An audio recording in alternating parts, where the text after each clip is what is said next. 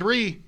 They might think, it doesn't matter. I don't need to be conspiratorial about this. They're 4-3 with him as quarterback, he's already hurt. whatever his flaws are. But I right. don't think there's any question about his injury at this point. No, I don't either. The McCarthy thing was a little fishy. That's right. He didn't appear to be hurt as he finished that game, and then suddenly he had this injury. And so, I don't know, I didn't do a deep forensics dive to find earlier in that same game where he did hurt himself and got through it because of adrenaline or something. I don't know. Yeah, don't bother. Yeah, I don't really care that much.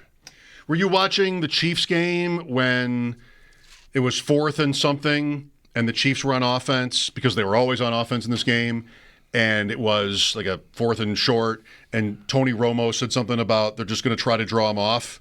And then Mahomes did a thing where he sort of looked to the sideline and threw his hands up. Yeah. I don't have the play or whatever. Is this where he was swearing? Was he? There's audio of him saying, "This bleeping never bleeping works." That was what he said? That was what he said. And then he gets right back under center and they run for a first down? Yes, right. I mean, do you really want to use that against the Raiders? There's a chart today from Tom Bliss, who was an NFL statistician. Again? There's another one. Sorry. There's always a chart on how teams are doing. This is really wonderful. They're doing the fake pretend to draw you off sides thing and then calling timeout less often than they've done in like at least a decade. We've gotten over ourselves when it comes to this. In 2016,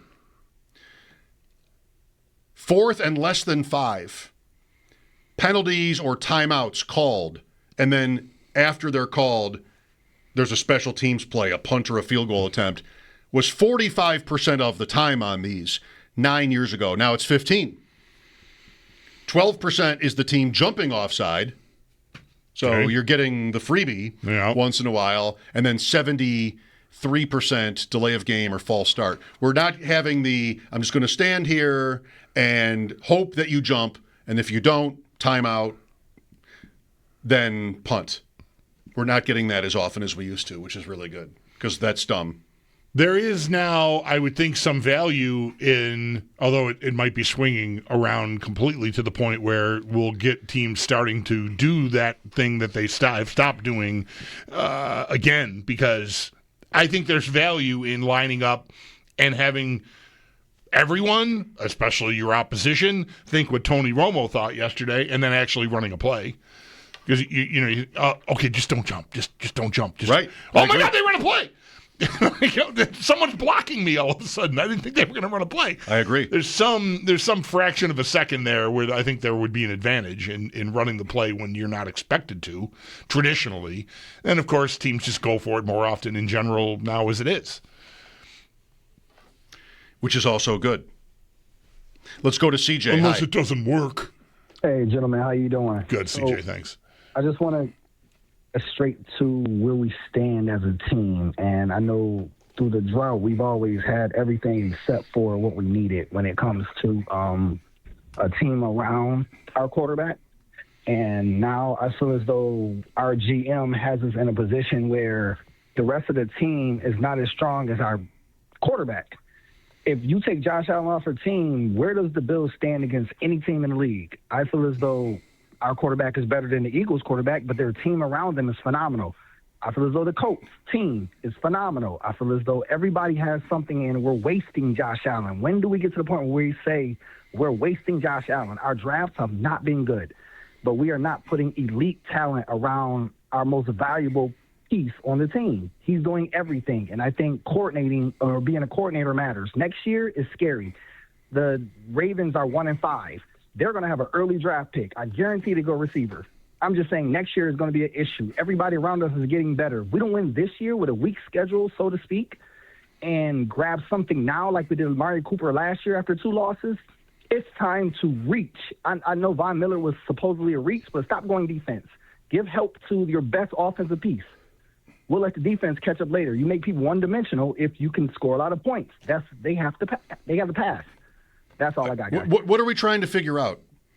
So I'm saying we need to go get like elite talent now. I was excited when we had the idea of going to get a Myles Garrett. I'm just giving an example of elite talent. Mm-hmm. It's always just Josh Allen. Now we have maybe James Cook, but if you take Josh Allen out of the game, schematically, some way, what do you have? Well, that's not nothing different than for the last 5 years, though. That's been true the whole time. That's the problem. That's the same thing of all the top quarterback teams, isn't it? Isn't that the Baltimore point? Isn't that Kansas City? Isn't that Cincinnati? Isn't that all of them? Isn't that Dallas? Like, no. Which of these teams is like the same level of good without their star quarterback? None of them. Even with the superstar players around him, like Cincinnati has. Like if my logic here is I can't live without Josh Allen, and I trade a first-round pick for somebody that you would consider worth it, and then I lose Josh Allen, I'm still dead. Disagree?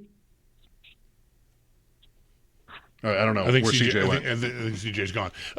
Listen, I'm all for between now and Election Day, because that is also the day coinciding with the trade deadline in the NFL, exploring all avenues and options.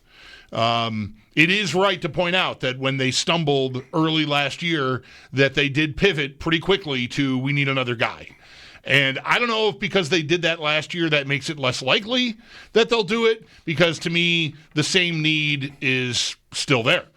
I just don't know that they'll try to scratch that itch. I